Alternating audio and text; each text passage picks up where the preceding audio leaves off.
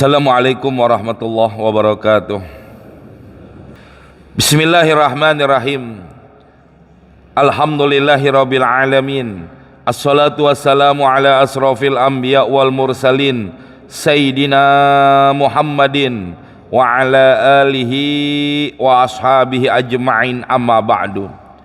Ayyuhal hadirun wal hadirat rahimakumullah. Kita lanjut pengajian kita. Bismillahirrahmanirrahim. Par'un law sallama dakhilu halatal khutbah halal khutbati fa in kulna bit taqdimi yahrumul kalam hurimat ijabatuhu bil labzi wa yustahabbu bil isyarati kama fi halis salati ila akhirih. Par'un, cabang tentang perkara yang berkaitan dengan sholat Jumat. Lau sallamad dakhilu, kalau seandainya mengucapkan salam, ad-dakhilu orang yang baru masuk, halal khutbati pada waktu khotib sedang berkhutbah. Ada orang baru datang, ya, tiba-tiba dia ngucapin salam, sedangkan yang namanya ngucapin salam hukumnya sunnah, menjawabnya wajib. Lantas bagaimana kalau keadaan orang yang mengucapkan salam itu pada waktu khotib sedang berkhutbah? Di sini jawabannya, fa in kulna, maka apabila kami jawab bitakdim dengan kaul qadim, ya, bil qadimi dengan kaul qadimnya daripada Imam Syafi'i, jawaban beliau yahrumul kalamu, hukumnya haram berbicara, artinya tidak boleh, ya, haram berbicara, artinya orang yang mengucapkan salam pada saat itu hukumnya haram.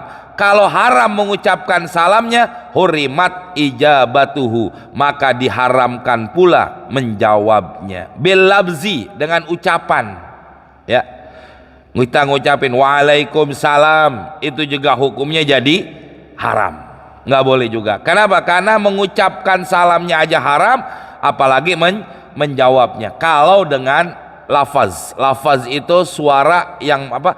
Suara yang keluar, ya, ada suaranya, mengucapkan sesuatu yang bersuara. Wa yustahabu bil isyarati, tapi disunahkan untuk menjawab dengan cara isyarah, ya. Apakah isyarahnya kita angkat tangan atau gimana, itu namanya isyarah doang, ya. Mulut tidak mengeluarkan jawaban. Kalau kita mengeluarkan jawaban walaupun pelan, waalaikumsalam, walaupun pelan, maka nanti bisa jadi lago, bisa jadi apa? Tidak mendapatkan apa-apa daripada sholat Jumatnya. Jadi cukup dengan isyarat, ya, dengan angkat tangan atau gimana lah, ya, yang biasa dilakukan oleh orang-orang untuk menjawab daripada salam. Kama fi halis sholah, sebagaimana, ya, kita menjawab salam pada waktu dalam keadaan sholat. Nah, disamakan hukumnya. Kenapa? Karena orang yang mendengarkan khutbah Jumat seperti keadaannya orang yang lagi sholat. Cuma bedanya dia boleh bergerak, boleh apa namanya, ya, boleh bergerak lebih dari 3 kali. Beda dengan sholat. Kalau orang sholat nggak boleh bergerak, aturannya lebih ketat. Tapi persamaannya hampir sama. Orang yang mendengarkan khutbah seperti orang yang dalam keadaan sholat. Begitu maksudnya, ya. Makanya di sini jamaah tahu-tahu diri juga kita, ya. Artinya apa? Ya, kalau kita datang terlambat jangan ngucapin salam. Sama kayak orang ngaji begini nih, kita udah ngaji, kita udah mulai pengajian, baru datang, ya, tiba-tiba ada orang baru masuk dari tengah-tengah pintu bilang, "Assalamualaikum." Jawab, Pak. Jangan juga. Bahkan itu hukumnya bisa jadi makruh. Kenapa? Bisa menghilangkan konsentrasi daripada orang lain. Jadi kan orang perhatiannya ke sono semua, ngeliatin orang yang ngucapin salam. Bukan jadi bagus. Memang mengucapkan salam itu adalah, ya, termasuk perkara-perkara yang dianjurkan dalam Islam. Silakan, malah dianjurkan, diperintahkan oleh Nabi ya afsus salam, sebarkan daripada salam. Tapi kapan waktunya, kapan tempatnya, keadaan seperti apa, lihat. Jadi sesuatu yang bagus kalau tidak ditempatkan di tempat yang bagus, maka jadi jelek. Ya, orang lagi khutbah, orang lagi pengajian dan lain sebagainya, maka dihukumkan apa? Makruh orang yang mengucapkan salam seperti itu. Kelihatan ini orang tidak ada ilmunya, kan begitu jamaah. Kalaupun mau dia ngucapin salam, salam sama orang yang di sebelahnya aja udah, kan begitu. Kayak kita lagi ngaji nih, ngucapin salam, salam sama yang sebelahnya aja, jangan kepada keseluruhan. Itu bisa merusak daripada konsentrasi orang lain. Itu diantaranya berkaitan dengan ini semua. Berikutnya, walau atosa syahsun, kalau seandainya seseorang bersin, orang lagi bersin, setelah dia bersin karena kebiasaan, ya adatnya dia biasa bersin, ngucapin alhamdulillah. Kita yang dengar hukumnya apa? Untuk mendoakan kepada orang yang bersin, setelah itu dia ngucapin alhamdulillah. Kita yang dengar, kita jawab, doakan. Apa doanya? Yarhamkumullah. Tapi pada waktu pelaksanaan sholat Jumat, kalau ada orang yang bersin kayak begitu, payahrumu tasmituhu, haram. Nggak boleh juga kita ngucapin doa buat mereka. Ya, sekalipun dia ngucapin alhamdulillah. Ini yang dikatakan perkara persamaan. Ini termasuk min haqqil muslim alal muslim. Haknya muslim sesama muslim. Tapi kalau keadaan yang seperti itu juga tidak dianjurkan dalam Islam. Alas sahih, menurut pendapat yang sahih dikatakan tidak perlu seperti itu pula.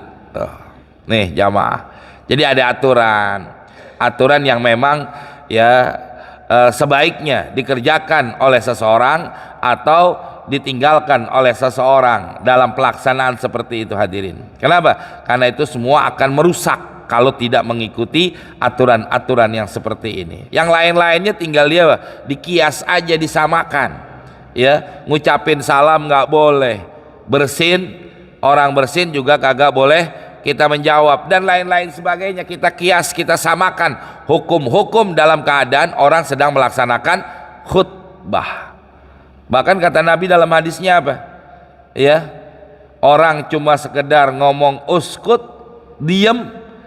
Ya, orang lagi khutbah dia ngomong diem, itu kata Nabi udah lago, udah tidak mendapatkan daripada pahala sholat Jumatnya, apalagi yang lain-lainnya. Lah inilah hadirin, makanya hal-hal yang bisa merusak atau hal-hal yang bisa mengganggu daripada pelaksanaan sholat Jumat lebih baik dihilangkan dulu tuh semuanya.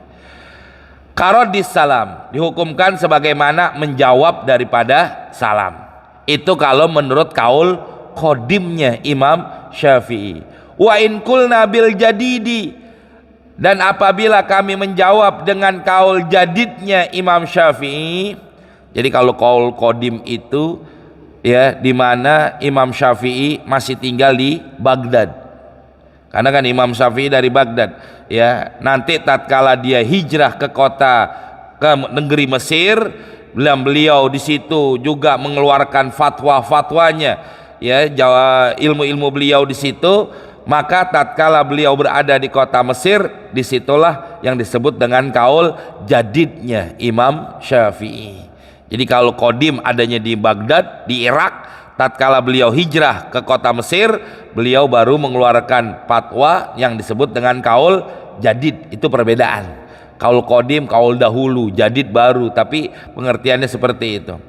Apa jawaban Imam Syafi'i kalau menurut kaul jadidnya? Innahu, bahwasanya menjawab salam pada saat itu la yahrumul kalam, tidak diharamkan ngucapin, berarti boleh. Ya, payajuzu raddus salami, maka begitu juga boleh juga menjawab salam. Orang ngucapin salam pada waktu khutbah boleh, maka menjawab salam pun dianggap boleh.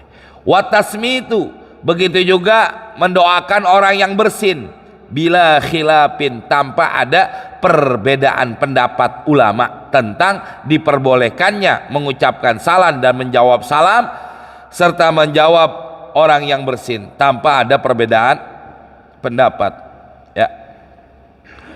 Wa hal yajuzu raddus salami wa hal yajibu raddus salami. Pertanyaan di sini lagi yang kedua. Kan yang menjawab salam itu hukumnya wajib. Kalau ngucapin salamnya sunnah, tapi menjawab salam hukumnya wajib. Tapi pada waktu pelaksanaan sholat Jumat, apakah wajib juga sebagaimana menjawab salam di luar sholat Jumat? Fihi khilafun. Pada masalah ini terjadi perbedaan pendapat. As-sahihu, menurut pendapat yang sahih, fi syarhi shagir, di dalam kitab syarah shagir, annahu, bahwasanya kata beliau, la yajib, nggak wajib, bal yustahabbu, akan tetapi disunnahkan. Itu menurut pendapat yang ada di dalam kitab syarah shagir. Wasahihu fi syaril muhadzab, adapun menurut pendapat yang sahih di dalam kitab syarah muhadzabnya, annahu, bahwasanya beliau mengatakan yajibu, wajib. Oh, beda pendapat nih jamaah ya. Dalam kitab syarah muhadzab beliau mengatakan adalah wajib. Jadi artinya apa? Tetap wajib untuk menjawab salam. Kalau tidak berarti dosa. Wa amma tasmitul atisi, adapun mendoakan orang yang bersin, pas sahihu, menurut pendapat yang sahih, fi syarhi shagir, di dalam kitab syarah shagir, istihbabuhu aidon, disunahkan doang, la ujubuhu, tidak dikatakan wajib. Wa kaza sahahun Nawawi, begitu juga telah mensahihkan Imam Nawawi fi syarhil muhadzab, di dalam kitab syarah muhadzab, wa aslu raudhah, dan juga di dalam kitab raudhah yang mengatakan bahwa ya menjawab daripada tasmid itu adalah tidak wajib, cuma disunahkan. Jadi mufakat semua ulama tentang menjawab daripada orang yang bersin. Inilah ya bagaimana keadaan orang yang masuk ke masjid mengucapkan salam, ataupun orang yang bersin dia membaca doa tatkala khatib sedang berkhutbah. Di sini hadirin ya, jawabannya ada. Kesimpulannya apa? Kalau kesimpulannya jamaah, kalau dari ini semua, lebih baik satu, orang yang baru masuk tidak perlu ngucapin salam. Jadi enggak, apa namanya, kalau bahasa kitanya enggak ngundang orang jadi berbuat salah. Ini gue jawab apa kagak, jawab apa kagak, kan begitu. Lebih baik orang yang masuk ke masjid pada waktu khatib sedang berkhutbah, baik buat umum ataupun buat pribadi, lebih baik jangan ngucapin salam. Ya. Dan juga buat kita ya, apa namanya, kita yang duduk duluan, jangan apa namanya, jangan berpendapat atau jangan berpikiran ini orang sombong banget baru datang udah nggak ngucapin salam. Kenapa? Ada aturan yang betul-betul memang diatur dalam pelaksanaan ibadah itu sendiri. Nah, sebaiknya seperti itu. Titik. Berikutnya lagi, qala wa man dakhalal masjida wal imamu yakhtubu, barang siapa yang masuk ke dalam masjid, wal imamu yakhtub, sedangkan khatib imam sedang berkhutbah, udah dilaksanakan sholat Jumat, dia baru datang ya kan, di situ ada sholat apa? Sholat sunnah. Apakah disunahkan untuk sholat sunnah? Di sini dikatakan sholla rakaataini khafifataini, silakan sholat 2 rakaat tapi yang ringan, artinya cepat-cepat, jangan dilama-lamain ya. Setelah dia selesai sholat 2 rakaat, summa yajlisu, kemudian dia baru duduk ya. Jadi tetap ada kesunahan buat orang tersebut melaksanakan daripada sholat sunnah, sekalipun khatib sedang berkhutbah. Tapi tahu diri juga, jangan dirinya di depan khatib di sini. Ya, betul jamaah. Iya, ini orang nggak tahu diri namanya. Nah, sekarang berikutnya, idza hadara syahsun, apabila datang seseorang, wal imamu yakhtubu, sedangkan imam sedang berkhutbah. Pertama, lam yata khotot riqaban nas, jangan ngelangkahin pundak-pundak orang. Jadi kalau khatib sedang berkhutbah lebih baik kita jangan ngelangkahin orang yang udah duduk, ya. Kenapa? Karena mengganggu juga, mengganggu khotib juga, mengganggu juga orang yang duduk. Betul apa enggak, Pak? Ganggu konsentrasinya. Orang lagi dengerin, yang akhirnya apa? Jadi keganggu, putus. Begitu juga khotib, khotib juga jadi keganggu. Yang dia mau berkhutbah apa, kadang-kadang ngelihat orang kayak begitu, jadi apa? Konsentrasi juga ngeliatin orang yang baru datang dengan cara melangkahi orang lain. Itu nggak boleh. Liqaulihi sallallahu alaihi wasallam, sebagaimana sabda Nabi, man takhatta riqaban nas, barang siapa yang melangkahi pundak-pundak orang, yaumal jum'ati, pada hari Jumat, ittakhadha, maka secara langsung dia telah menjadikan jisron, satu jembatan, ila jahannama, menuju neraka jahannam. Naudzubillah min dzalik. Ya Allah, ya. Ini satu daripada kerugian orang yang melangkahi daripada, ya, orang yang sedang duduk dalam pelaksanaan sholat Jumat, ya. Kalau memang udah penuh, ya udah, bagi mau datang belakangan, mau dapat di depan, udah datang belakangan mau di dalam, ya silakan. Kalau udah datang belakangan, duduknya di mana? Ya di luar, jangan ke dalam. Kenapa? Karena ganggu orang dan sebagainya. Kalau mau di dalam, apalagi dia mau di barisan yang pertama, maka lebih baik dia datang lebih awal, kan begitu jamaah. Ini orang kadang-kadang mengejar sunnah tapi dengan cara menyakiti orang, itu yang nggak bagus, ya. Mengejar sunnah, mengejar fadilah. Bagaimana fadilahnya orang yang sholat di barisan pertama, ya. Dalam satu hadis kata Nabi, kalau manusia tahu, ya, lau ta'lamun nas ma fi soffil awal, kalau seandainya manusia tahu apa yang ada di barisan pertama dan dia nggak mendapati kecuali dengan cara diundi, maka diundi. Tapi kan cara sunnah bagus, tapi dengan cara yang tidak baik, jadi apa? Jadi tidak baik juga.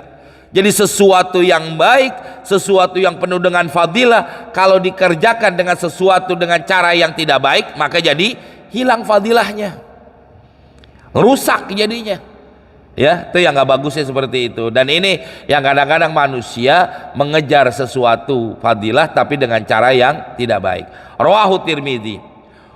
Wa yustasna min dzalik, dan dikecualikan dalam keadaan seperti itu, ya. Artinya begini jamaah, ini termasuk bukan lagi khotib doang, bukan dalam pelaksanaan khutbah, sedang berkhutbah, walaupun belum dilaksanakan sholat Jumat, belum. Boleh nggak kita ngelangkahin orang yang ada di depan untuk kita masuk ke depan? Hukumnya sama, tidak boleh juga melangkahi daripada pundak orang. Kalau di kita nggak hampir begitu jamaah, kecuali kalau di Mekah, orang mencap apa? Bukan hanya pundak kita, kadang-kadang pala kita, ya, dilangkahinnya bukan di pundak tapi malah di kepala. Kadang-kadang kejedot kita, ya, kejedot sama yang di bawah tuh. Kenapa? Kejedot, dia lewat kayak begitu. Nah, ini hal-hal yang kayak begini. Bagaimana kalau keadaannya wa yustasna min dzalika, dikecualikan itu semua? Pertama, al imamu, imam. Nah, yang kedua jamaah, memang yang namanya imam atau khotib itu disunahkan datangnya belakangan, bukan datangnya duluan. Kalau sekarang udah kebalik, khotib udah datang, makmumnya kadang-kadang masjid masih kosong. Hampir tuh khotib nanya, Jumatan gak nih? Emang kenapa? Nah, masjid masih kosong, masih setengah 12 masih kosong.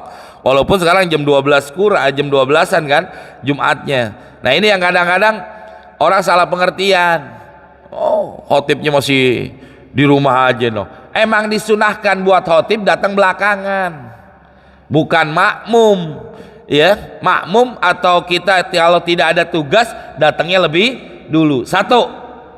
Kedua, waman baina yadaihi furjatun, manakala kalau di barisan depan ini masih ada yang kosong, boleh ngelangkain tuh orang. Jangan salahin yang ngelangkahin, tapi salahin orang yang udah duduk. Kenapa barisan depan masih kosong, lo nggak isi? Kebiasaan kita begitu, Pak. apalagi sholat Jumat, ya datang duluan, yang dicari tembok sama tiang, biar bisa apa? Biar bisa nyender, bisa tidur. Harusnya bagusnya depan dulu nih isiin. Mohon maaf jamaah, mohon maaf nih ya.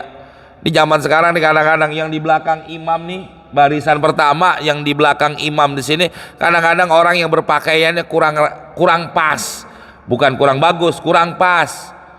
Ya, dipakai celana, kadang-kadang pakai kaos. Kita mau usir, kagak enak. Ya, yang salah siapa?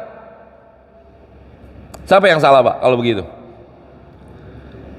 Yang salah, iya dia salah. Yang datang duluan, yang pakaiannya rapi juga salah. Kenapa pakaian yang rapi datangnya duluan, kagak di depan? Yang kedua dia salah juga. Kenapa? Lo tahu pakaian lo begitu, tapi mau di depan.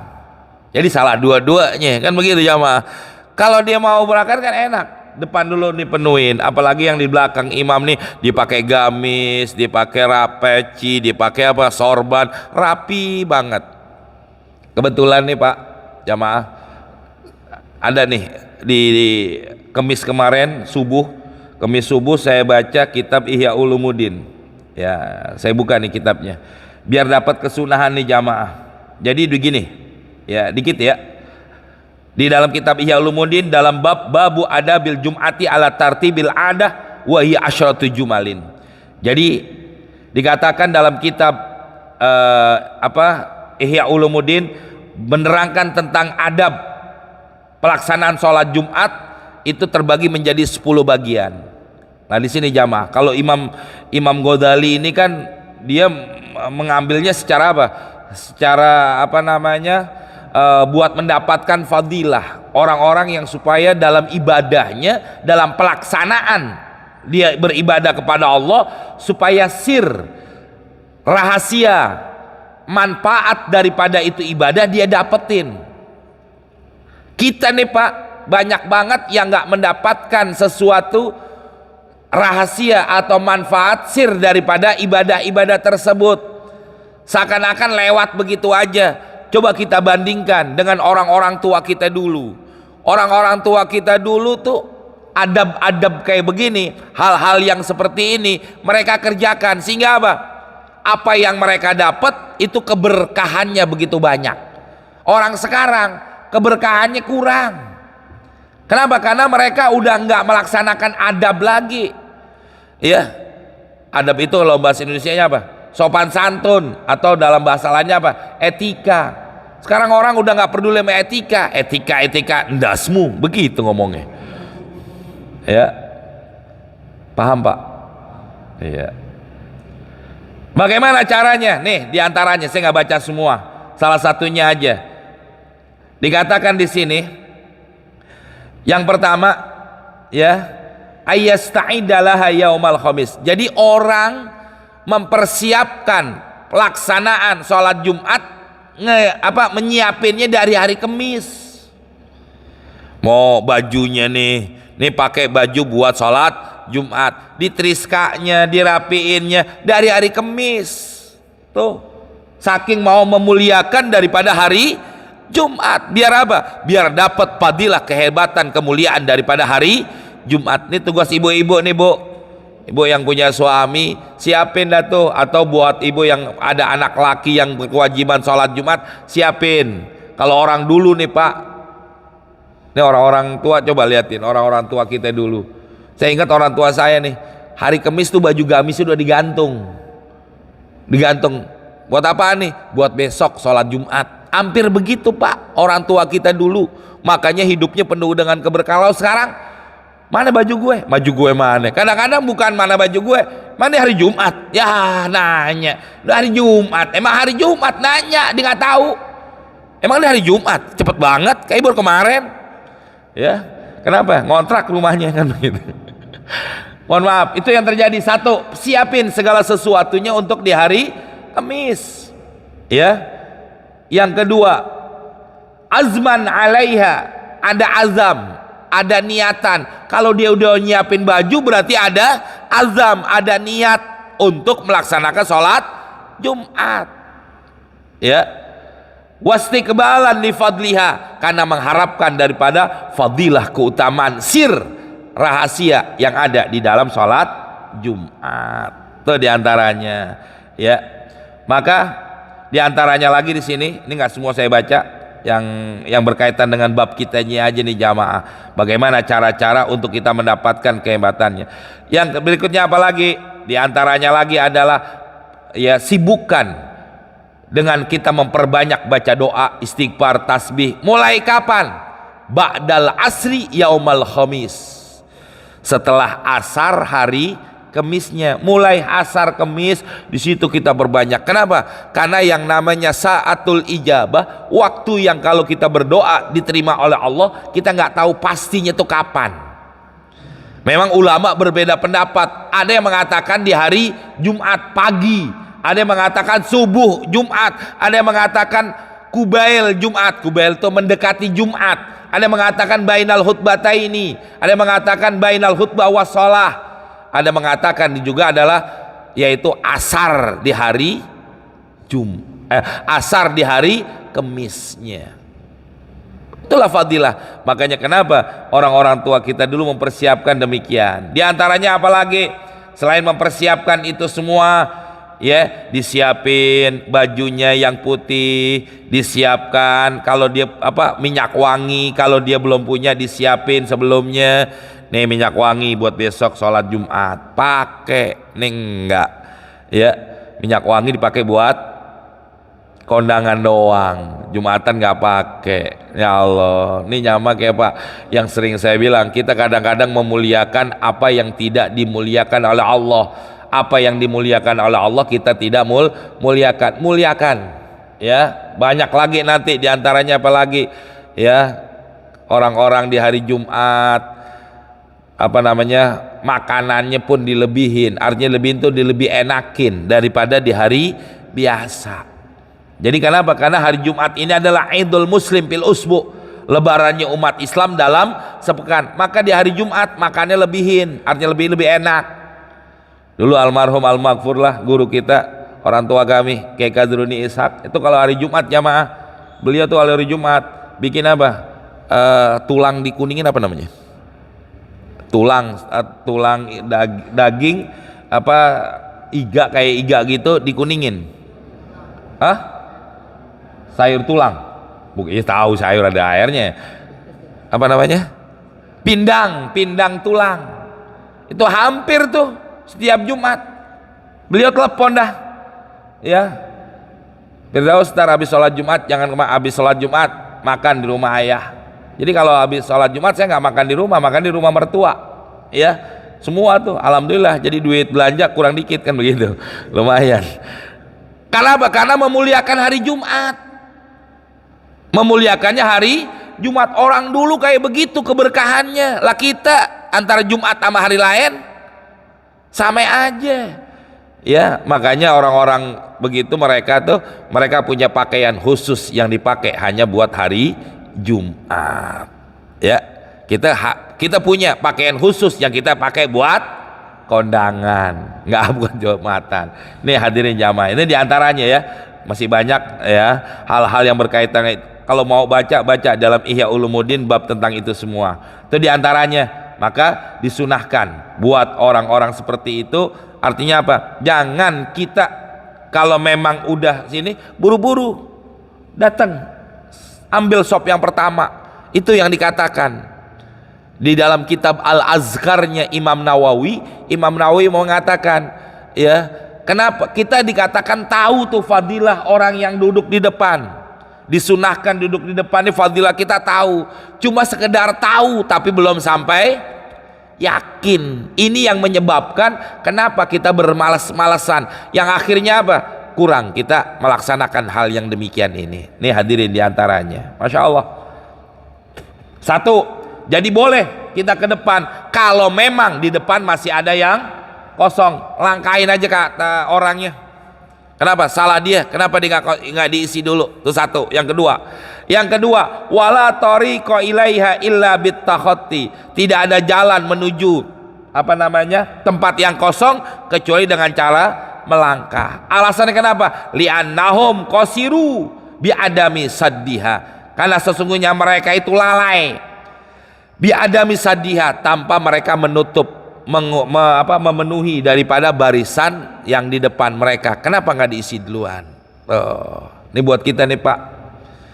Artinya begini jamaah, saya mau mengajak semuanya, kita yang ngaji bedain sama yang nggak ngaji, kita yang punya ilmu membedakan dengan yang nggak punya ilmu. Itu maksud saya begitu ya. Ketahuan nih, oh ini orang ngaji, ini orang punya ilmu, dengan yang nggak, bedain, kita raih ya, kita kejar nih semuanya ya. Sebagaimana khutbah dulu yang waktu saya sampaikan di sini, waktu saya khutbah, yang dikatakan apa? Manusia ini adalah orang yang berbuat. Kita berbuat, buat apa? Perbuatan itu buat yang kembali kepada diri kita. Tuh khutbah yang waktu saya khutbah di sini kemarin 2 Jumat yang lalu. Kenapa? Karena kita ini berbuat buat siapa? Buat kita, bukan buat orang lain. Itu yang harus penting ya. Summa al-man'u minat takhoti ya, kemudian dia melarang atau mencegah minat takhoti, daripada melangkahi, la yahtassu, yang tidaklah dikhususkan bihalil khutbah, bukan hanya dikhususkan pada waktu khutbah, apalagi pada waktu khutbah. Sebelum khutbah aja nggak boleh ngelangkain orang, apalagi lagi khutbah. Makanya penuhin dulu barisan pertama. Maka kadang-kadang nih apa namanya, MC udah ngingetin jamaah yang masih di depan luar, masuk ke dalam, rapatin barisan. Ini kadang-kadang kita nggak peduli yang begitu, maju apa enggak, kagak, diem aja udah ya, udah ngingetin tapi kagak mau dikerjain. Kenapa? Karena memang kita belum yakin jamaah, belum yakin di sini ya. Balil hukmu qablaha kadzalik, demikian juga hukum manakala sebelum pelaksanaan daripada sholat Jumat. Lagi khutbah Jumatnya nggak boleh, begitu juga sebelum dilaksanakannya daripada sholat Jumat. Summa dakhil wallahu alam bisawab. Cukup ya sampai sini, mohon maaf udah habis suara saya soalnya. Silakan mungkin kalau mau ditanyakan. Iya. Hubungannya dengan ya alladzina amanu khudzu zinatakum inda kulli masjid, itu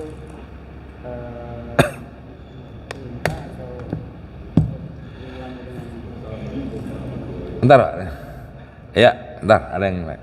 Kalau dengan ayat huzuzinatakum, kalau kita lihat itu kan adalah orang mengatakan itu fi'il amar ya. Huzuzinatakum itu fi'il amar. Ada fi'il amar dalam kaidah usul fiqh katakan kullu amrin ya, setiap perintah itu adalah wajib.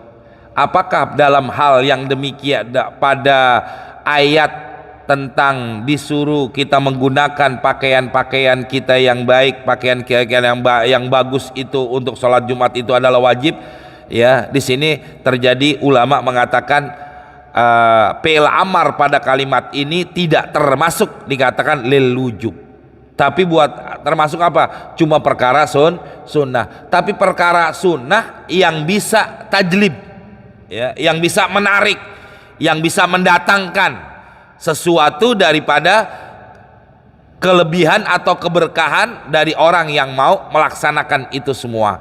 Jadi walaupun itu dikatakan fi'il amar dalam ayat itu, tapi tidak menunjukkan lil wujub, tapi lis sunnah. Buat apa? Nah, di sini nanti ada ulama, di sini jamaah ada kitab namanya, nanti kita belajar lah yang kalau di pesantren itu kita belajar namanya ilmu mantik, ma'ani, balaghah, bayan dan lain sebagainya. Lah di situ nanti ada. Jadi kenapa Allah menggunakan kalimatnya kalimat perintah? Ya, artinya kalimat amr, bukan supaya kenapa kalau jangan sampai salah orang mentafsirkannya. Ya, kalau perintah itu kan wajib. Kenapa di sini Allah tidak mewajibkan, tapi Allah menggunakan dengan kalimat perintah? Kecuali tujuannya adalah karena sesuatu yang begitu besar, fadilah apa yang dijanjikan oleh Allah Subhanahu wa taala. Sama kayak Allah sedang mengatakan terjadinya kiamat. Ya, pakainya fi'il madi. Bukan pakai fi'il mudhari, tapi pakai fi'il madi. Sedangkan fi'il madi itu apa? Sesuatu yang sudah terjadi. Kiamat udah belum? Belum. Kenapa kok Allah dalam ayatnya menggunakan pakai fi'il madi? Tujuannya apa? Apakah udah terjadi kiamat? Belum. Atas apa hikmahnya? Pelajaran bisa diambil bahwa kiamat itu pasti, begitu maksudnya. Jadi tidaklah semua sesuatu ya apa yang ada dalam Al-Quran menggunakan kalimat amr itu adalah lil ujub, tergantung daripada itu semua. Kalau dikatakan lil ujub repot jamaah ya, orang yang punya duit enak, orang yang gak punya duit gimana? Nah tujuannya apa di sini? Tujuannya supaya apa? Manusia itu bersungguh-sungguh supaya dia bisa apa? Melaksanakan itu semua. Mungkin begitu kali jawabannya. Ya. Waalaikumsalam. Iya.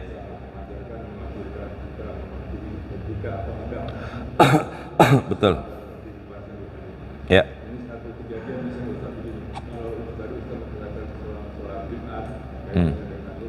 Iya.